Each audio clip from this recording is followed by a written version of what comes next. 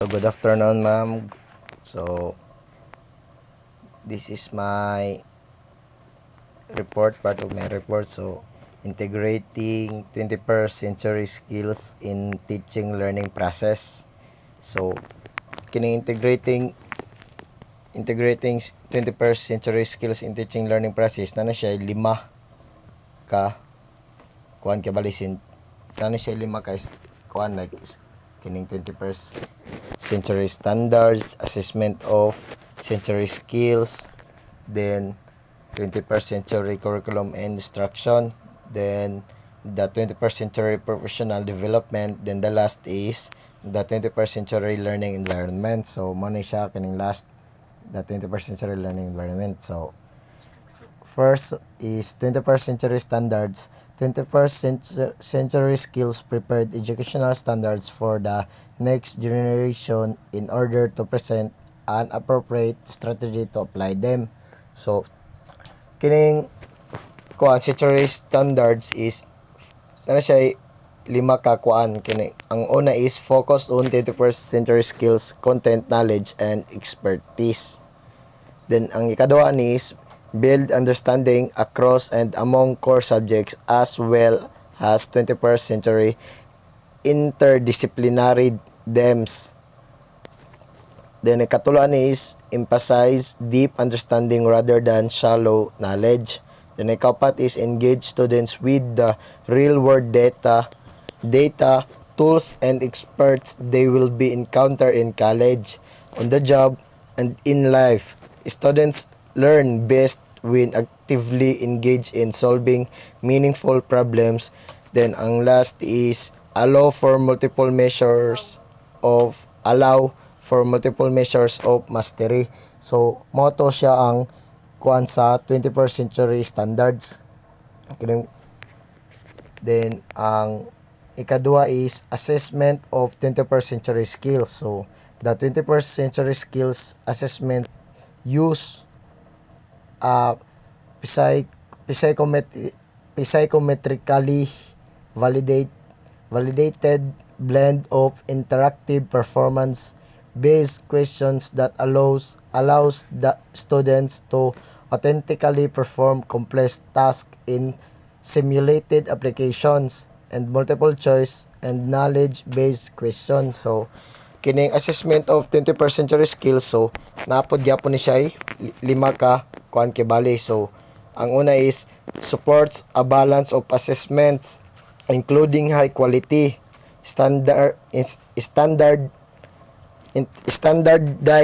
testing along with effective formative and summative classroom assessment. So mo to siya ang una. Then ang ikaduha is emphasize useful feedback on student performance that is embedded into everyday learning. So emphasize useful feedback on student performance that is embedded into everyday learning. So ang motto siya ang ikaduha. Then ang ikatulo is requires a balance of technology enhanced formative and summative assessments that measures students mastery of 21st century skills. So understandable naman siya kayo, no? So requires a balance of technology enhanced, then formative and summative assessments para ma-measure nato ang student mastery of 21st century skills. Ang ikapat is enables development of portfolios of students' work that demonstrate mastery of 21st century skills to educators and prospective employers. So understandable naman kayo na ning sa ikaupat sa assessment of 21st century skills, no? So from the word assessment kabalo naman gitaan no, di ba?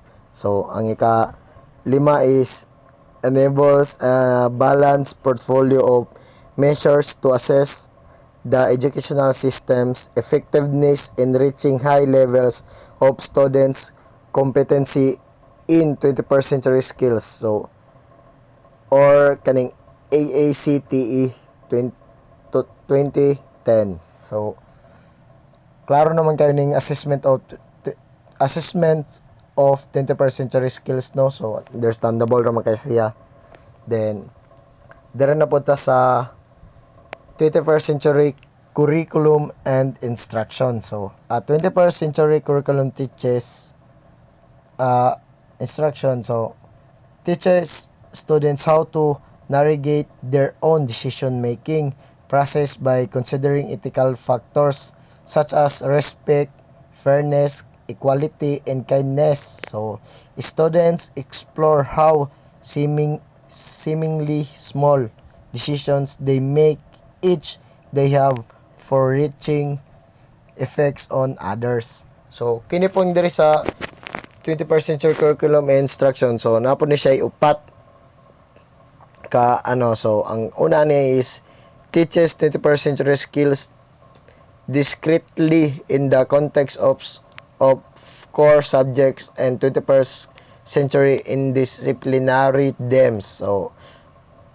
to teaches century skills, so directly in the context no or core subjects and 21st century interdisciplinary themes. So mo to siya ang una. Then ang ikaduha is focuses on providing opportunities for applying 21st century skills across content areas and for a competency based on approach to learning. So mo to siya ang ikaduha. So, ang ikatulo na po sa century curriculum instruction is kining enables innovative learning methods so that integrate the use of supportive technologies. So, inquiry and problem-based approaches and higher order thinking skills. So, get sa naman siya kayo, no? So, masabtan na gid siya. So, ang ikaapat is encourage the integration of community resources beyond school walls. So, or AACTE 2010 gyapon. So, base para siya katong sa assessment of 21st century sa tong sa ikaapat. So, encourage the integration of community resources beyond school walls. Then, ang kaupat is the 21st century professional development. So, professional development in the 21st century gives educators the tools and skill to stay modern with the needs of students and allows them to plan ahead for changing trends in education. So, in order to realize areas of strength and areas that need attention for reflective practice is necessary. So, kini pong the 21st century professional development is napo ni siya pito ni siya ka kuan. Ang una ni is ang highlights ways teachers can seize so highlights ways teachers can seize opportunities for integrating 21st century skills. So, tools and teaching strategies into their classroom practice and help them identify what activities they can replace, de-emphasize. So, tabangan ko no ang help them. So, tabangan og pangita unsa nga activities ang ilang ma-replace or de-emphasize kibali nila. So, mo to ang una. So, ang ikaduha is balance direct instruction with project-oriented teaching method. So i-balance daw nato no, i-balance direksyon og instruction with project-oriented. So, dapat naka-orient kibali project-oriented ano. So, teaching method. So, mo to ang ikaduha. Ikatulo is illustrates how a deeper understanding of subject matter can enhance problem solving, critical thinking, and other 21st century skills. So, illustrate how deeper. So, illustrate daw nimo sa kalalom ang nasabtan. So, understanding of subject matter can enhance problem solving. So, mato siyang ikatulo. Ang kaupat is enables 21st century professional learning communities for teachers that model the kinds of classroom learning that best promotes 21st century skills of students. So, mo to ikaupat. Then ang kalama is kon cultivates teachers' ability to identify students' particular learning styles, intelligence, strengths, and weaknesses. So, sa kaning cultivates teacher's ability. So, basta mo na siya ang ika-5. Then, ang ika-6 is help teachers develop their abilities to use various strategies such as formative assessment to reach diverse students and create environments that support differentiated teaching and learning. So, kuan help teachers develop their abilities to use. So, tabangan daw ang teacher to develop ang mga abilities to use various strategies. So, ang last is supports the continuous evaluation of students 21st century skills development. So, kaning sa last is kabali suportahan nato ang continuous kanang gali kanang kuano nato no kanang suportahan nato ang pagpadayon sa evaluation of students. So, mo to ang last. Then mo to ang last ikapito sa the 21st century professional development na siya pito ka ways man ay tawag na.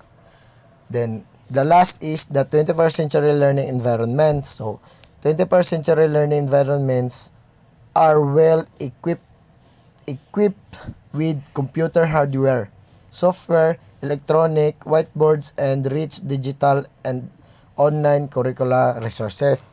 So, kini sabtan na magigitan, dali rin kayo sa sabtan no. So, napod siya unom ka ways, nasa unom ka way no. So, ang una is create learning practices, human support, and physical environments that will support the teaching and learning of 21st century skill outcomes. Then ang ikaduha is support professional learning communities that enable educators to collaborate, share best practices, and integrate 21st century skills into classroom practice. So, mo to siya ang ikaduha. Then ang ikatulo na is enable students to learn in relevant real-world 21st century context or through project-based or the applied work. So, mo to siyang ikatulo. Then, ang ikapat is allow equitable access to quality learning tools, technologies, and resources. Then, ang ikalima is provide 21st century architectural and interior designs for group, team, and individual learning. Then, ang last is support expanded community and international involvement in learning. So, both face-to-face and online. So, or AACTE 2010. So, that's all my report. And then, thank you.